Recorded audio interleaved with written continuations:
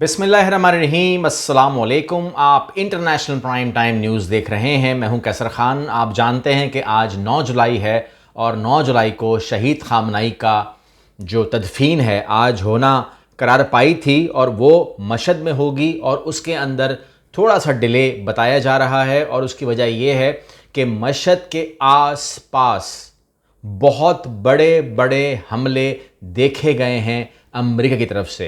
जो उसने बताया है कि हमने 90 जगह पर हमले किए हैं, तो वो हमले तो उसने किए हैं और ठीक ठाक हमले किए हैं। अगर हम अमेरिका की बात करें, जवाब की बात बाद में करेंगे।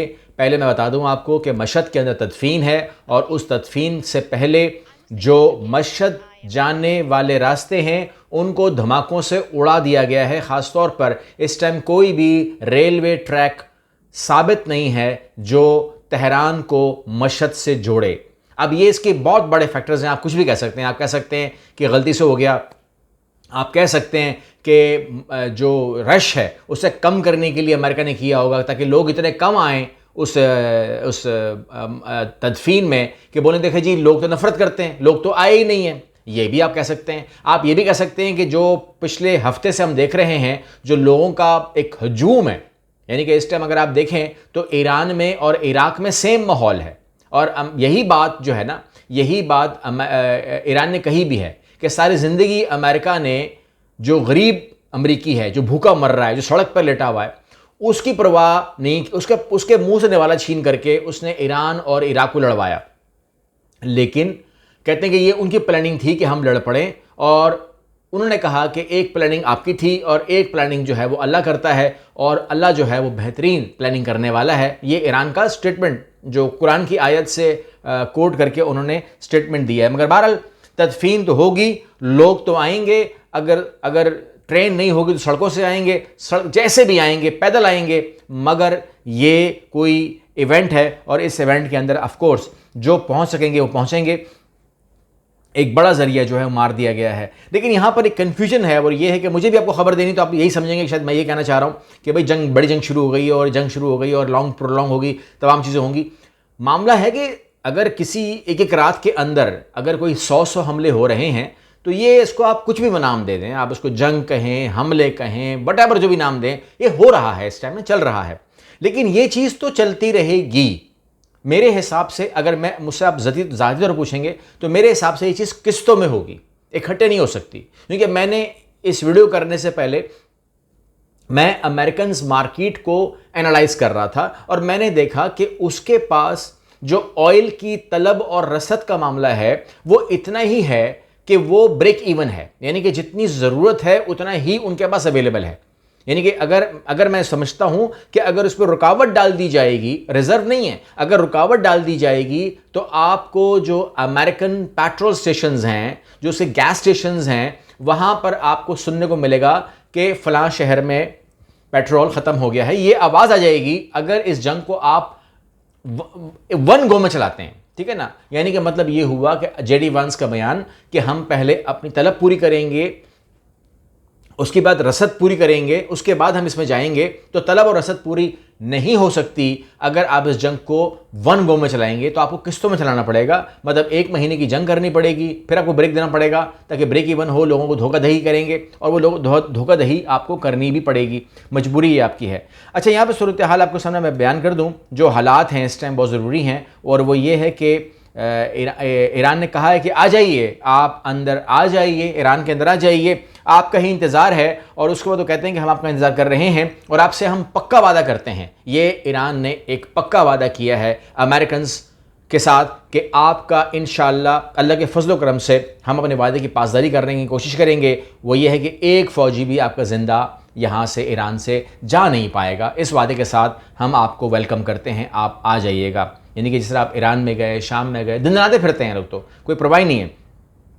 तो कहते हैं यहाँ पर भी जो है आपको वेलकम किया जाएगा। अब जाहिर सी बात है कि इस मैयत ने, इस जनाजे ने जो है जो इम्पैक्ट डाला दुनिया के ऊपर, तकरीबन 2 से 2.5 करोड़ लोगों का जंब गफ़ीर है। अगर आप ईरान इराक को मिला लें तो एक बहुत बड़ा मामला है। और लोग कहते हैं कि जी वो मतलब इन्होंने फैलाया हुआ था अमेरिका ने और इसराइल ने कि शहीद खामने से तो प्यार कोई नहीं करता, यानी कि 2 बंदे भी नहीं, शायद 4 बंदे भी शायद ना आए, लेकिन यहाँ सूरत हाल बिल्कुल ही डिफरेंट है। और यहाँ पे 2-2.5 करोड़ लोगों का मतलब ये है कि अगर ट्रंप को अपनी मौत समझ आ रही होगी, उसके मौत पर कितने लोग आएंगे, तो इसको तो नहीं बीट कर सकता, क्योंकि ये एक बिल्कुल ही वर्ल्ड रिकॉर्ड बन रहा है। इतना प्रेशर है दिमाग के ऊपर कि वो ये कह ही नहीं रहे कि ईरान ने क्या किया हमारे साथ। वो कह रहा है कि इस्लामी जमहूरिया जापान ने अमेरिकी बहरी बेड़े पर 111 मिसाइल दागे। ट्रंप की ज़बान फिसल गई। अब मुझे बताइए कि आप ईरान का लफ्ज़ तो आपके मुंह से निकल नहीं पा रहा है, या फिर आप बिल्कुल ही जो है ना वो सठिया गए हैं कि आप कह रहे हैं कि जी मुझ पर इस्लामी जमहूरिया जापान ने हमला किया हुआ। तो ये एक अजीब गरीब सूरत हाल है कि जो आपके दिमाग से हुई है। और ये जो अगर हमला मैं आपको दिखा सकूं, जो जिस बहरी बेड़े की ये बात कर रहे हैं, तो वहाँ पर बेड़ा गर्क हुआ है। एक अच्छी खासी जो अफेक्ट है वो तो हुआ है, और बहुत शदीद हमला था, इसमें तो कोई शक नहीं है। और वो कह रहे हैं कि जी जो चलेगी ना सिस्टम चलेगा, वो मेरी मर्जी से चलेगा। अच्छा, अब आप सोचिएगा, आप एक बात सोचिएगा, झगड़ा शुरू किस बात पे हुआ था, हमला किस बात पे हुआ था? कि तुम एटम बम नहीं बनाओगे, नहीं मैं एटम बम नहीं बना रहा, नहीं तुम एटम बम नहीं बनाओगे, नहीं भाई मैं नहीं बना रहा, ये झगड़ा शुरू हुआ था ना। एक स्टूपिड लड़ाई है, एक अजीब व गरीब स्टेटमेंट है दोनों की तरफ से, लेकिन मुझे बताइए कि इस बात पे जंग बनती थी। बहरहाल अब तो वो मुद्दा हो गया साइड के ऊपर। अब क्या चल रहा है कि आबना हुर्मुज़ मैं तुम्हें खोल के दिखाऊंगा, मैं तुम्हें आबना हुर्मुज़ बंद करके दिखाऊंगा। ये तो झगड़ा था ही नहीं, ये तो झगड़े की बुनियाद ही नहीं है। यानी कि अमेरिका ये कहकर तो आया ही नहीं था, ये कहकर तो वो पड़ा ही नहीं जंग के अंदर, और ना ही ईरान इस जंग शुरू की थी इस हवाले से क्या आबना हुर्मुज़ का केस बनेगा। तो यहां तो गेम बिल्कुल ही, मतलब जो बात शुरू हुई थी वो बात कहां निकल गई। अगर आबना हुर्मुज़ को देखिएगा आप जंग से पहले, तो आबना हुर्मुज़ तो ऐसी खुली हुई थी किसने पूछा ही नहीं था इसका। बिंदास इसराइली जहाज गुजरते थे, इसराइली, और मैं क्या बोलूं आपको, तो उनसे तो किसी ने पूछा नहीं था। तो अगर इस बात पे आप आ गए हैं, तो मतलब ये हुआ कि पहले जो आपने ड्रामा किया था वो आपने वाकई में ईरान पे घुसने का और हुकूमत चेंज करने का और कब्जा करने का किया था ना। सिंपल सी बात है, वो तो ख़त्म हो गया है। तो अब सूरत हाल जो है वो आपके उससे निकलती जा रही है। बहरहाल बहुत बड़े बड़े मैंने कहा कि हमले हुए हैं और ख़तरनाक हमले हुए हैं। और आपको मैंने बताया था कि कल वो ट्रंप जो है वो तुर्की में थे। तुर्की में उन्होंने कतर का शाहाना जहाज़ इस्तेमाल भी नहीं किया, वो उन्होंने इस्तेमाल किया एक पुराना जहाज़ जिसके अंदर उम्मीद नहीं थी कि ये निकलेगा, लेकिन जो शाहाना जहाज़ था वो भी घूम फिर रहा था।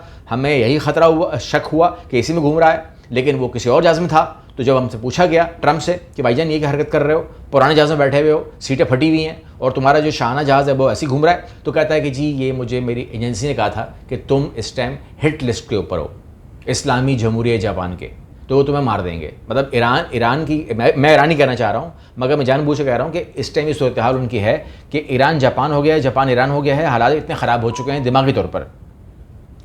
बहरहाल जो हमले उसके बाद ईरान ने किए हैं, ईरान ने एक सरप्राइज़ दिया है। मतलब आई एम नॉट सरप्राइज कि हमले कतर के अंदर हुए हैं, आई एम नॉट सरप्राइज कि हमले बहरीन के अंदर हुए हैं, 5th फ्लीट को तबाह बर्बाद कर दिया है। मैं कुवैत के ऊपर भी हैरान नहीं हूँ कि वहाँ पर हमले हुए हैं। मैं जो आपको दिखाना चाह रहा हूँ, अगर वो आप देख लें तो वो मेरे लिए बहुत ही हैरानकुन है। उसके बाद जो बयान आया है उसने तो मुझे हंसा के ही पागल कर दिया।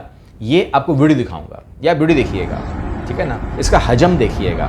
ये हमला जॉर्डन में हुआ है, ठीक है, और ये आप हजम देख रहे हैं इसका, इस आग का, इस रकबे का, जिस रकबे के ऊपर ये अटैक हुआ है और आग लगी हुई है, और पूरी का पूरा जो प्लांट है वो उड़ा दिया गया है, ठीक है। ये मंज़र देख रहे हैं आप। ये मंज़र जब आ गया तो हमने कहा कि मेरा ख्याल था, मतलब मेरा ख्याल था कि जब मैंने मंज़र देखा तो मेरा ख्याल ये था कि शायद ईरान ने ये सुनने के बाद कि जो बहरी, जो उनके अड्डे हैं कुवैत में, बहरीन में, ओमान में, सऊदी अरब में, तो उनको हम शिफ्ट कर देंगे जॉर्डन, आधे को हम शिफ्ट कर देंगे इसराइल में। मुझे ये गुमान था कि उन्होंने शायद अटैक किया है, जॉर्डन में अटैक किया है, तो अमेरिकन इंस्टॉलेशन तबाह हुई हैं। बयान आ गया इसराइल का, कहता भाई ये तो तुमने मेरा तबाह कर दिया है, ये मेरा इंस्टॉलेशन थी। तो सवाल ये पैदा होता है कि जॉर्डन के अंदर मुझे तो पता ही नहीं था कि वहाँ पर इतनी बड़ी इसराइली इंस्टॉलेशन लगी हुई है। अब मैं आपको 2 खबरें जो हैं वो, बल्कि 3 खबरें मिला के बताऊँगा, तो आपके साथ आपको समझ में आ जाएगा कि आने वाले वक्त में क्या हो सकता है। Number 1, white house preparing for prolonged Iran conflict over Hormoz. ठीक है, एक तो उसने कहा कि जी हमारा जो मसला है हॉर्मोज के ऊपर वो लंबा चलने वाला है। ठीक है, उसके बाद हमारे पास खबर आती है कि तकरीबन ठीक ठाक नेवी के जो वॉरशिप्स हैं तकरीबन 20 वो उनकी पेट्रोलिंग शुरू हो गई है। और इसके अलावा सेंटकॉम ने कहा कि जी हमारी बहुत बड़ी फ़ौज यहाँ पर और मज़ीद मूव कर रही है और US naval warship and aircraft transited the Arabian sea in close formation. और उसके बाद फिर unmatched American military strength and firepower. तो यहाँ पर हमने अपना धौंस अपना जो दबदबा है वो कायम करने के लिए हम एक बहुत बड़ा जो मुजाहरा है वो भी हम करेंगे। अब मुजाहरा क्या करेंगे, तो एक ही मुजाहरा करना है इनको कि या तो ये अनाउंस कर दें कि हमारा ईरान पे कब्ज़ा हो गया है। अब उन्होंने सोचा है कि ये शायद बड़ा प्रोजेक्ट है, उन्होंने हल्के में लिया था, तो अब वो कह रहे हैं कि हम अगर ईरान पे कब्ज़ा नहीं कर सकते तो हम कम अज़ कम हॉर्मोज़ के ऊपर ही कब्ज़ा कर लें with the help of UK, with the help of France, with the help of some other countries, with the help of Israel.